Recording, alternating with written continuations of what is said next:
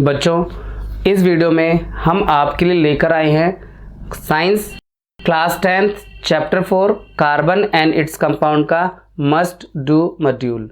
मतलब बहुत ज़रूरी है इस कॉन्सेप्ट को, कार्बन के इस चैप्टर में जो इम्पोर्टेंट कॉन्सेप्ट है इस बोर्ड के पेपर के लिए वो समझेंगे। तो बच्चों, मार्क एकेडमी पर आपका बहुत बहुत स्वागत है। आइए हम अपने इस चैप्टर को स्टार्ट करते हैं और समझते हैं सबसे पहले क्या दिया हुआ है। देखो, सबसे पहले हमारे पास इस चैप्टर में है कोवैलेंट बॉन्ड। तो कोवैलेंट बॉन्ड क्या होते हैं बच्चों? देखो, आपने थर्ड चैप्टर में आयनिक बॉन्ड के बारे में पढ़ा है। वहाँ पर आपने एग्जाम्पल में सोडियम क्लोराइड, लास्ट वीडियो ही थी हमारी, सोडियम क्लोराइड कैसे फॉर्म होता है या मैग्नीशियम क्लोराइड कैसे बनता है। उसमें सोडियम एक इलेक्ट्रॉन क्लोरीन को देता है, खुद पॉजिटिव चार्ज हो जाता है। क्लोरीन एक इलेक्ट्रॉन लेता है, वो नेगेटिव चार्ज होता है। ये नेगेटिव और पॉजिटिव आयंस एक दूसरे के साथ फोर्स ऑफ अट्रैक्शन के साथ अटैच हो जाते हैं और ये आयनिक कंपाउंड बनाते हैं। लेकिन कोवैलेंट बॉन्डिंग या फिर कोवैलेंट कंपाउंड के बारे में थोड़ा अलग स्थिति है।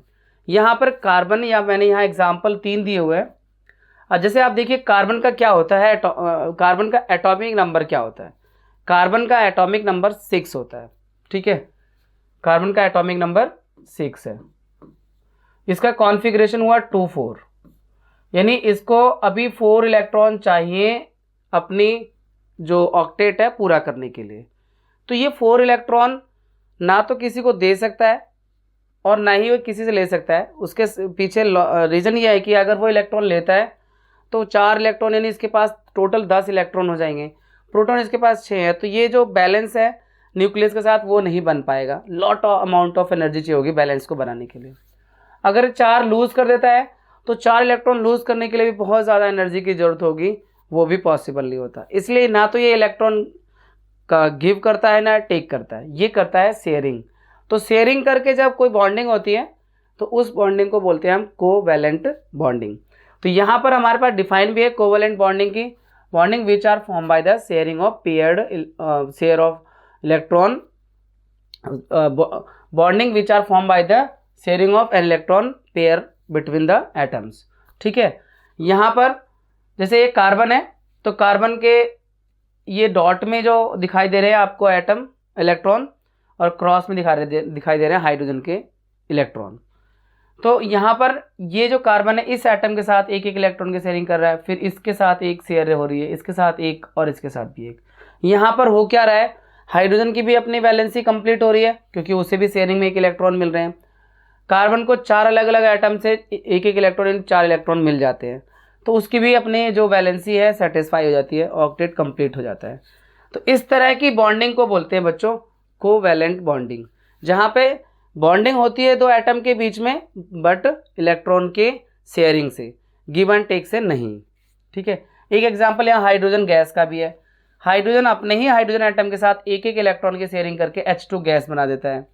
ऐसे नाइट्रोजन भी बनाता है, वहाँ पे इलेक्ट्रॉन की शेयरिंग 3-3 एटम की होती है। ऑक्सीजन भी ऐसे ही बनाता है, वहाँ 2-2 इलेक्ट्रॉन की शेयरिंग होती है। इसी तरह से कार्बन डाइऑक्साइड गैस है, यहाँ कार्बन का ये एटम ऑक्सीजन के इस एटम के साथ 2 इलेक्ट्रॉन की शेयरिंग कर रहा है और ऑक्सीजन के इस दूसरे एटम के साथ भी 2 इलेक्ट्रॉन की शेयरिंग कर रहा है। तो इस तरह की जो इलेक्ट्रॉन की शेयरिंग से जो बॉन्डिंग बनती है बच्चों, उस बॉन्डिंग को बोलते हैं कोवैलेंट बॉन्डिंग। तो मुझे लगता है कि ये कॉन्सेप्ट आपको क्लियर हो गया होगा कि कोवैलेंट बॉन्डिंग क्या होती है। आयनिक बॉन्डिंग भी पता होना चाहिए, तो उसके रिलेशन में आप याद करोगे तो आपको फ़र्क मालूम चलेगा कि आयनिक बॉन्डिंग और कोवैलेंट बॉन्डिंग क्या होती है। आयनिक बॉन्डिंग का हमने लास्ट वीडियो में दिया हुआ है आपको कॉन्सेप्ट। चलिए इससे आगे बढ़ते हैं बच्चों। Versatile nature of carbon. Carbon का ये वर्सटाइल नेचर, यानी कि ये मतलब इतने ज़्यादा मतलब कंपाउंड है कार्बन के कि अगर सभी एलिमेंट के कंपाउंड को एक तरफ ऐड कर दिया जाए उनके नंबर को, और अकेले कार्बन के कंपाउंड को जोड़ा जाए उनके नंबर को, तो कार्बन के कंपाउंड उनसे भी ज़्यादा हैं। यानी सब सारे एलिमेंट के कंपाउंड एक तरफ और कार्बन के कंपाउंड दूसरी तरफ, फिर भी कार्बन की सेना बहुत बड़ी है। और एक आंकड़ों के मुताबिक जो है वैज्ञानिकों ने अब तक मोर देन 30 लाख, यानी 3 मिलियन से ज़्यादा कार्बन के कंपाउंड को बारे में पता लगाया है विद फॉर्मूला। ठीक है, केमिकल फॉर्मूला। अब इतने ज़्यादा कार्बन के कंपाउंड पाए जाने के पीछे 2 बड़े कारण हैं बच्चों, 2 बड़े रीज़न हैं। एक तो कैटिनेशन की प्रॉपर्टी और दूसरा टेट्रावैलेंसी। कैटिनेशन की प्रॉपर्टी क्या होती है पहले ये जान लेते हैं, फिर अगली स्लाइड में हम टेट्रावैलेंसी के बारे में समझेंगे। कैटिनेशन मतलब कार्बन के एटम में कार्बन के अपने ही दूसरे एटम के साथ जुड़ने का एक अद्भुत क्षमता या शक्ति कह सकते हैं। वो अपने ही कार्बन एटम के साथ लॉन्ग चेन बना सकता है, लॉन्ग स्ट्रेट चेन, ब्रांच बना सकता है, वो ब्रांचिंग में मतलब इस तरह से जुड़ सकता है वो, ठीक है, या फिर वो ब्रांच भी बना सकता है इस तरह की, वो रिंग भी बना सकता है, जैसे हेक्सीन हम लोग पढ़ेंगे या तो इस तरह की रिंग बना सकता है, ये ब्रांच बना सकता है, और ये आपका स्ट्रेट चेन। इस तरह के जो इसके खूबी है, और इसके अलावा और भी खूबी है, क्योंकि ये कार्बन कार्बन के साथ सिंगल बॉन्डिंग कर सकता है, डबल बॉन्डिंग कर सकता है और ट्रिपल बॉन्डिंग भी कर सकता है। तो ये जो प्रॉपर्टी है ना इसकी, इस प्रॉपर्टी को कहते हैं कैटिनेशन।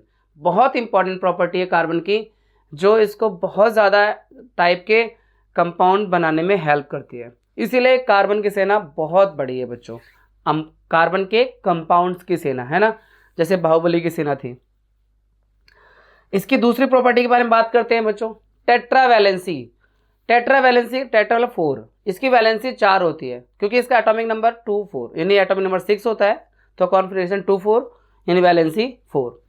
अब इसकी 4 वैलेंसी ना इसको ऑप्शंस बहुत सारे प्रोवाइड करती है, मतलब उसकी ज़रूरत 4 इलेक्ट्रॉन लेने की है, यानी 4 इलेक्ट्रॉन की शेयरिंग करने की है, तो ये ना इसे प्लेंटी ऑफ ऑप्शन प्रोवाइड कर देता है। इस तरह से कैसे, देखो ये अपने 4 कार्बन एटम से जुड़ सकता है, ठीक है, अपने 4 कार्बन एटम से जुड़ सकता है, लेकिन अगर 4 इसको इलेक्ट्रॉन चाहिए तो 4 मोनोवैलेंट एटम से भी जुड़ सकता है। मोनो का मतलब होता है जिसकी वैलेंसी एक होती है, जैसे हाइड्रोजन, जैसे एग्जांपल में आप मीथेन देखेंगे तो CH4 होता है। तो ये जो इसकी टेट्रा वैलेंसी की प्रॉपर्टी है, जिसमें इसके पास वैलेंसी 4 है, यानी 4 इलेक्ट्रॉन चाहिए इसे शेयरिंग करने के लिए, तो ये अपने 4 कार्बन एटम से जुड़ सकता है, या ये 4 ऐसे एटम से जुड़ सकता है जिनकी वैलेंसी 1 हो। और सबसे अच्छी बात है इसकी 4 वैलेंसी होने की वजह से ये मोनोवैलेंट, डाईवैलेंट, ट्राईवैलेंट सबके साथ, यानी जिसकी वैलेंसी 1 हो उसके साथ भी जुड़ सकता है, ये जिसकी वैलेंसी 2 है उसके साथ भी जुड़ सकता है, जिसकी वैलेंसी 3 हो उसके साथ भी जुड़ सकता है, जिसकी वैलेंसी 4 हो उसके साथ भी जुड़ सकता है, यानी कार्बन कार्बन के साथ भी जुड़ता है। तो ये नाइट्रोजन के साथ सल्फर, देखो यहाँ पर मोनोवैलेंट मतलब हाइड्रोजन वाले क्लोरीन वाले हैं, मोनोवैलेंट है, ठीक है, तो इसकी 4 वैलेंसी होने के साथ ये 4 कार्बन एटम के साथ भी जुड़ सकता है, या किसी मोनोवैलेंट एटम जो है उनके साथ भी जुड़ सकता है। 4 मोनोवैलेंट एटम, ऑक्सीजन की वैलेंसी 2 होती है उसके साथ भी जुड़ सकता है, नाइट्रोजन के साथ भी जुड़ सकता है, और सल्फर यानी नाइट्रोजन की वैलेंसी 3 होती है, सल्फर की उससे ज़्यादा होती है। तो ये जो है प्लेंटी ऑफ ऑप्शन प्रोवाइड करती है इसकी टेट्रा वैलेंसी वाली प्रॉपर्टी, इसलिए भी कार्बन के कंपाउंड बहुत ज़्यादा बनते हैं, क्योंकि यहाँ ऑप्शंस बढ़ते जाते हैं। अगर सिर्फ एक ही वैलेंसी होता किसी एटम का तो वो बस एक मोनोवैलेंट के साथ जुड़ सकता था, अगर 2 वैलेंसी होती तो मोनोवैलेंट के साथ और डाईवैलेंट, ये जिसकी 2 वैलेंसी होती है, लेकिन जब जिसकी 4 वैलेंसी है तो प्लेंटी ऑफ ऑप्शन है उसके पास अलग अलग एटम से जुड़ने के लिए। तो ये है इसकी प्रॉपर्टी है टेट्रा वैलेंसी। और कार्बन याद रखना, कार्बन जो है सिर्फ जो है वो कोवैलेंट कंपाउंड बनाता है, यानी वो कार्बन के अदर एटम के साथ या बाकी सभी एटम के साथ इलेक्ट्रॉन की शेयरिंग करके कंपाउंड बनाता है, और उस तरह के कंपाउंड को बोलते हैं हम कोवैलेंट कंपाउंड, ठीक है। कोवैलेंट कंपाउंड से ही कार्बन एटम अपने कंपाउंड बनाता है, कोवैलेंट बॉन्डिंग से।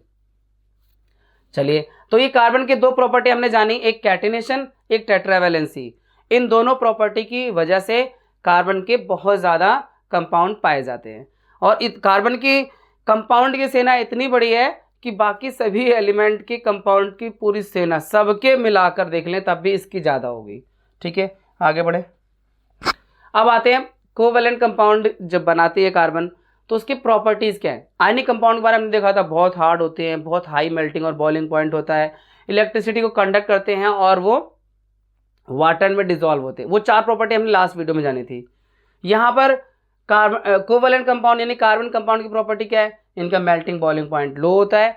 रीज़न वही है कि यहाँ जो आयंस नहीं है, यहाँ पर इलेक्ट्रॉन की शेयरिंग हो रही थी, जो इंटरमॉलिकुलर फोर्स ऑफ अट्रैक्शन है वो वीक होता है, इसलिए यहाँ पर मेल्टिंग पॉइंट लो होता है, low melting and boiling point.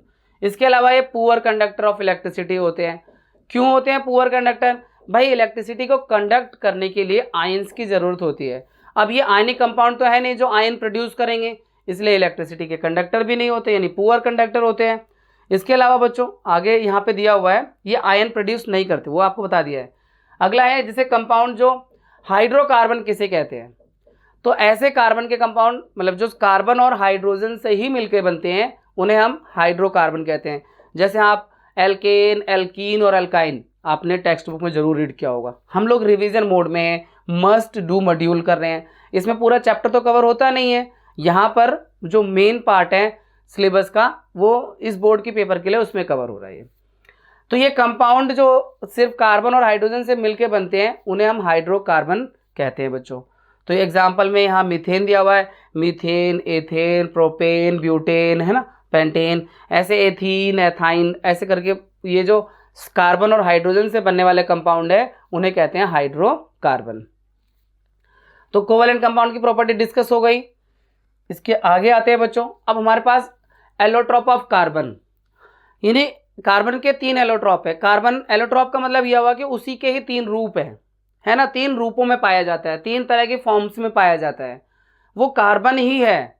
कभी कभी बड़ा आश्चर्य होता है कि जो 2 रुपए की पेंसिल हम परचेज कर लेते हैं, ग्रेफाइट उसमें होता है, और एक डायमंड, दोनों की फिजिकल प्रॉपर्टीज में इतना डिफरेंस है कि लगता ही नहीं कि ये एक ही कंपाउंड के बने हुए हैं। ऐसा लगता ही नहीं कि ये एक ही मतलब माँ बाप के 2 संतानें हैं, है ना, कार्बन के हैं दोनों बने हुए।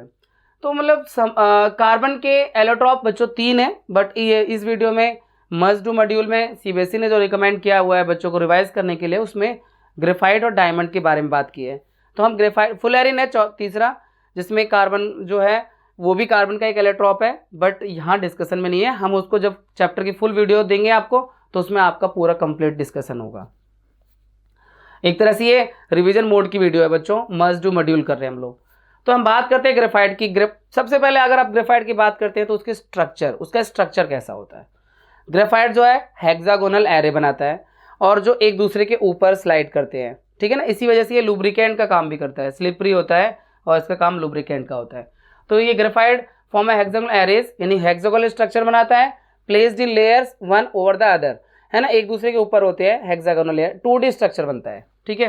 दूसरा, इसमें जो कार्बन एटम होता है, हर carbon atom 3 other carbon atom से अटैच होता है, यानी डायमंड में एक कार्बन एटम 4 कार्बन एटम से अटैच होता है, लेकिन यहाँ ग्रेफाइट में एक carbon atom 3 other carbon atom के साथ अटैच होता है, और एक जगह उसमें डबल बॉन्डिंग भी होती है, क्योंकि 3 के साथ एक इलेक्ट्रॉन की शेयरिंग करेगा सिर्फ 3 ही इलेक्ट्रॉन बनेंगे, 4 की शेयरिंग होनी चाहिए, इसलिए एक जगह डबल बॉन्डिंग होती है, ठीक है। Each carbon atom bond with 3 other carbon atom, one of the bond being double bond, ठीक है।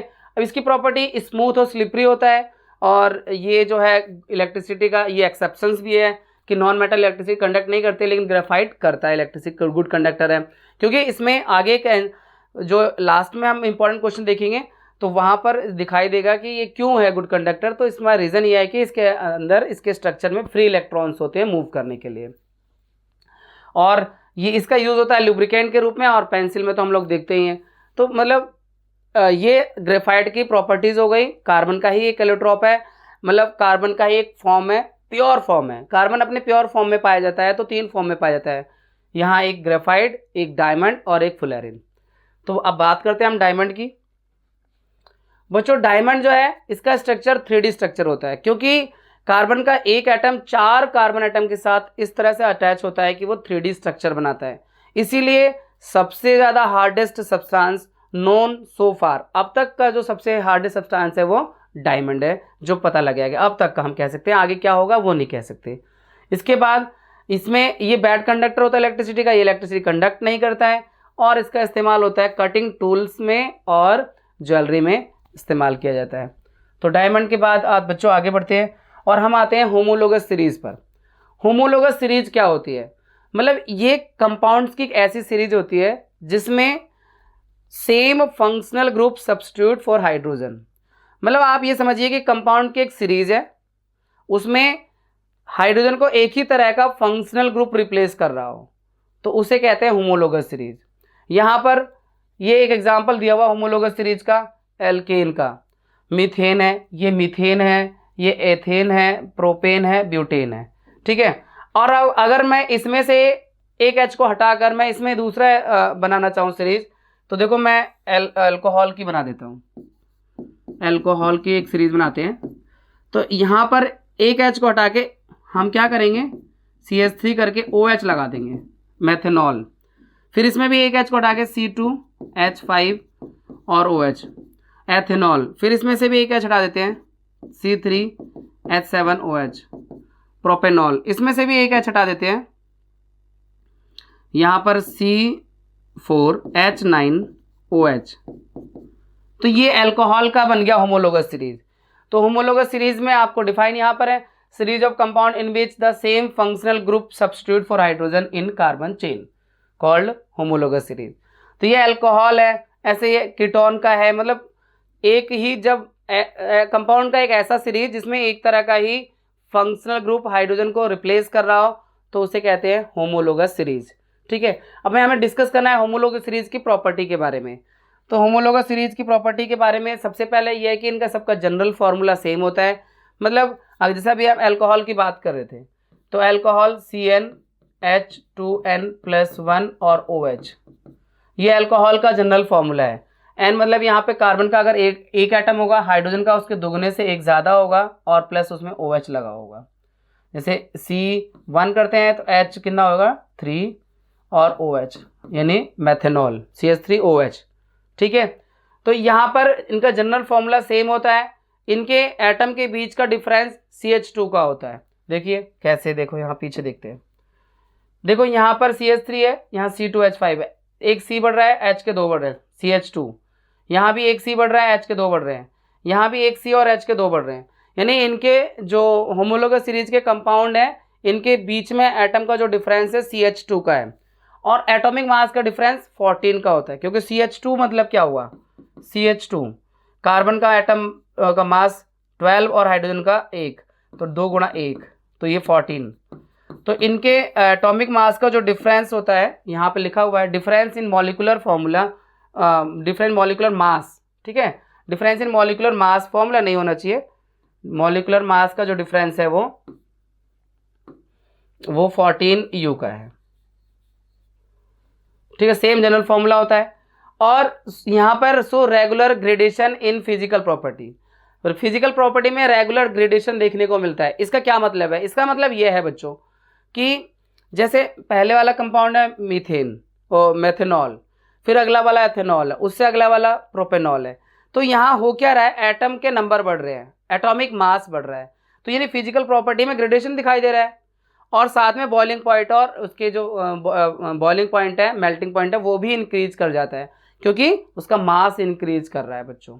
तो ये होता है gradation. So regular gradation in physical property का मतलब है कि फिजिकल प्रॉपर्टी इंक्रीज करती है एक मतलब ट्रेंड में, कि एटॉमिक मास बढ़ रहा है, उसका जो है मॉलिक्यूलर मास बढ़ रहा है, उसका जो है मेल्टिंग पॉइंट बढ़ रहे हैं और बॉइलिंग पॉइंट बढ़ रहे हैं, लेकिन सबके केमिकल प्रॉपर्टी सेम रहती है होमोलोगस सीरीज में।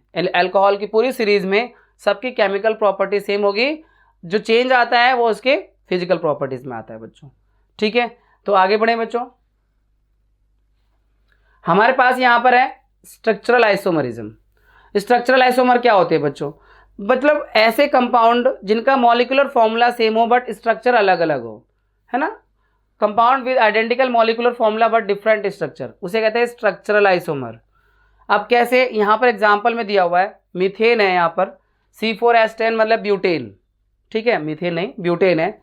तो इनका जो केमिकल जो फॉर्मूला है वो C4H10 है, बट ये दो तरह से इसे ड्रॉ कर सकते हैं। इसका स्ट्रक्चर दो तरह का हो सकता है, एक एन ब्यूटेन का जहाँ पर ये स्ट्रेट लाइन बना रहा है, स्ट्रेट चेन बना रहा है, और एक यहाँ पर आइसोब्यूटेन का जहाँ पर ये ब्रांचिंग कर देता है कार्बन के दूसरे एटम के साथ। ठीक है, तो यहाँ पर स्ट्रक्चरल आइसोमर क्या होते हैं, compound with same molecular formula but different structure are called structural isomers.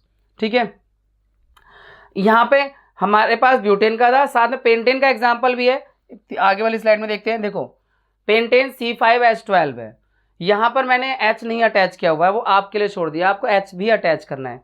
Clearly आपको आइडेंटिफाई करना चाहिए, इसलिए मैंने आपको बताया। यहाँ पर देखो कार्बन के हम ये 5 एटम को एक स्ट्रेट लाइन में जोड़ सकते हैं, ठीक है, तो ये एक स्ट्रक्चर तो ये बन गया।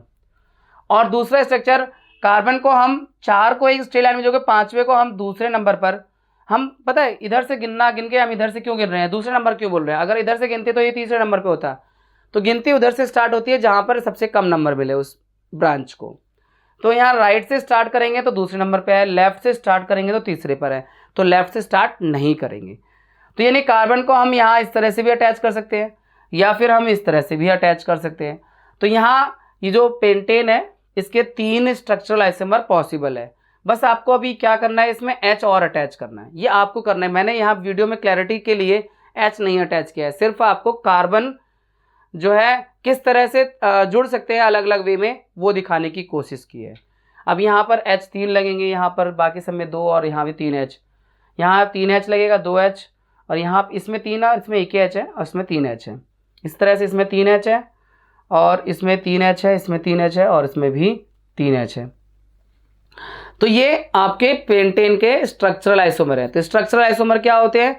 स्ट्रक्चरल आइसोमर बच्चों ऐसे कंपाउंड होते हैं जिनका सेम मॉलिक्यूलर फॉर्मूला होता है बट डिफरेंट स्ट्रक्चर होता है। एग्जाम्पल में आपने ब्यूटेन के 2 स्ट्रक्चर देखे हैं और यहाँ पेंटेन के 3 स्ट्रक्चर देख लिए, 3 ही पॉसिबल हैं पेंटेन में। तो नेक्स्ट बच्चों स्लाइड पर आएंगे तो हमारे पास अब क्वेश्चंस की स्लाइड है इस चैप्टर से, जो अभी हमने कॉन्सेप्ट डिस्कस किया है। कॉन्सेप्ट बेस्ड कुछ क्वेश्चन है, आपको पूरा कॉन्सेप्ट तैयार करना है, सिर्फ क्वेश्चन को नहीं पूरे कॉन्सेप्ट को तैयार करना है। तो आइए देखते हैं हमारे पास है क्वेश्चन में। पहला है why does carbon atom form a large number of compound. Carbon बहुत ज़्यादा नंबर के कंपाउंड क्यों बनाता है? तो इसमें बच्चों एक ही बहुत साफ सा रीज़न है, 2 प्रॉपर्टी हैं, कैटिनेशन और टेट्रावैलेंसी।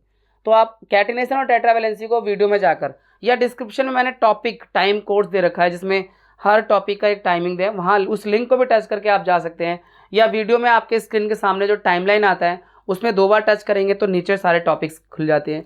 जिस टॉपिक को आप देखना चाहें उस टॉपिक को डायरेक्ट टच करें और आप उस टॉपिक पे डायरेक्ट आ जाते हैं। तो ये बहुत इंपॉर्टेंट फीचर लगता है लॉन्ग वीडियोज़ के लिए मुझे, इसलिए मैंने उसे तुरंत अप्लाई करना शुरू कर दिया, क्योंकि मुझे इससे मतलब नहीं कि मेरा बच्चा मेरी पूरी वीडियो देख रहा है कि नहीं देख रहा है, मुझे इस बात से मतलब है कि मेरा बच्चा टाइम सेविंग करते हुए कुछ सीख रहा है या नहीं सीख रहा है। ठीक है, तो सीखना इंपॉर्टेंट है, मेरी वीडियो कम चले ज़्यादा चले ये ज़्यादा इंपॉर्टेंट नहीं है। तो सबसे पहले why does carbon atom form a large number of compound बता दिया आपको, कैटिनेशन का और टेट्रावैलेंसी का। डिस्क्रिप्शन का इस्तेमाल करो, वहाँ पे आपको टाइम कोड दिख जाएगा, वहाँ से आप इस टॉपिक को ओपन करके रीड कर सकते हो, समझ सकते हो। दूसरा है which of the following is good conductor of electricity. कौन है गुड कंडक्टर इलेक्ट्रिसिटी का? डायमंड या ग्रेफाइट? ग्रेफाइट है। क्यों है? क्योंकि ग्रेफाइट में फ्री इलेक्ट्रॉन्स होते हैं मूव करने के लिए जो इलेक्ट्रिसिटी को कंडक्ट कराने में हेल्प करते हैं। तीसरा what is structural isomerism. Structural isomerism क्या होता है? मैंने आपको बताया such a compound which have same molecular formula but different structure are called. वैसे आप लिंक में डिस्क्रिप्शन में ये टॉपिक होगा तो आप उसे टच करके आप दोबारा देख सकते हो। Draw the structure of butane pentane, और ब्यूटेन और पेंटेन का स्ट्रक्चर हमने अभी पीछे ही दिखाया था, आप डिस्क्रिप्शन में भी जाके देख सकते हो। देखो यहाँ H लगाना बाकी है, कहीं ऐसे ड्रॉ करके मत आ जाना भाई, नहीं सब गड़बड़ हो जाएगा। और ये वाला भी है। तो इसके आगे आते हैं बच्चों, इसके अगला क्वेश्चन क्या है? What is homologous series. Homologous series वैसे डिस्क्रिप्शन में है, बट क्या होता है ऐसे कंपाउंड की सीरीज होती है जिनका जो वो केमिकल जो क्या कहते हैं उसे, सेम जो H को रिप्लेस करने वाला सेम फंक्शनल ग्रुप रिप्लेस करता है। Series of compound in which hydrogen is replace by same functional group. तो जैसे आप एल्केन में से एक H को हटाएंगे तो उसमें OH अटैच कर देते हैं, तो वो अल्कोहल की होमोलोगस सीरीज हो जाती है। तो ये कंपाउंड की एक ऐसी सीरीज होती है जिसमें एक ही तरह का फंक्शनल ग्रुप हाइड्रोकार्बन से हाइड्रोजन को रिप्लेस करता है। वैसे डिस्क्रिप्शन में इसकी डेफिनेशन भी है, आप देख सकते हैं, वहाँ पे लिंक प्रोवाइड किया हुआ है। एग्जाम्पल में मैंने आपको अल्कोहल का दिया हुआ है। इसके बाद है बच्चों ये C3H6 C4H8 C5H10 belong to same homologous series. ठीक है, arrange these hydrocarbons in order of increasing boiling points, give reason also. तो बॉइलिंग पॉइंट के इंक्रीजिंग ऑर्डर में, यानी बॉइलिंग पॉइंट बढ़ रहा हो, बिल्कुल इंक्रीजिंग ऑर्डर में ऑलरेडी मुझे दिखाई दे रहे हैं, क्योंकि मैंने आपको अभी पीछे समझाया कि जब इनके मॉलिक्यूलर मास बढ़ेंगे तो उनके साथ ही उनका बॉइलिंग और मेल्टिंग पॉइंट भी इंक्रीज कर जाएगा। तो इससे ज़्यादा इसका मॉलिक्यूलर मास है और इससे भी ज़्यादा इसका है, तो बॉइलिंग पॉइंट के ये इंक्रीजिंग ऑर्डर में बच्चों ऑलरेडी अरेंज है, हम कह सकते हैं। और रीज़न ये है कि मॉलिक्यूलर मास बढ़ने से फिजिकल प्रॉपर्टीज चेंज होती है, यानी उनमें ग्रेडेशन देखा जाता है, यानी बॉइलिंग और मेल्टिंग पॉइंट इंक्रीज करते हैं बच्चों।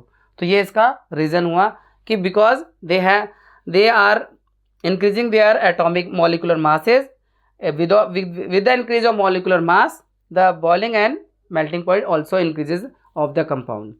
बच्चों इस तरह से आपका ये कार्बन चैप्टर 4 क्लास 10th का मस्ट डू मॉड्यूल कंप्लीट हुआ। अगर आपका प्रिपरेशन कम है तो मस्ट डू मॉड्यूल से आप कर सकते हैं, अगर आपकी प्रिपरेशन ज़्यादा है तो मस्ट डू मॉड्यूल के साथ आप एनसीईआरटी के टेक्स्ट बुक, एनसीईआरटी के एग्जाम्पलर के क्वेश्चंस और प्रीवियस ईयर के क्वेश्चंस पेपर की प्रैक्टिस जरूर करें। मिलते हैं आपसे आपके नेक्स्ट चैप्टर 5th के कॉन्सेप्ट यानी मस्ट डू मॉड्यूल वीडियो में। चलिए, आपके लिए बहुत सारी शुभकामनाएं मेरी तरफ से, डट कर पढ़ाई कीजिए और आगे बढ़िए।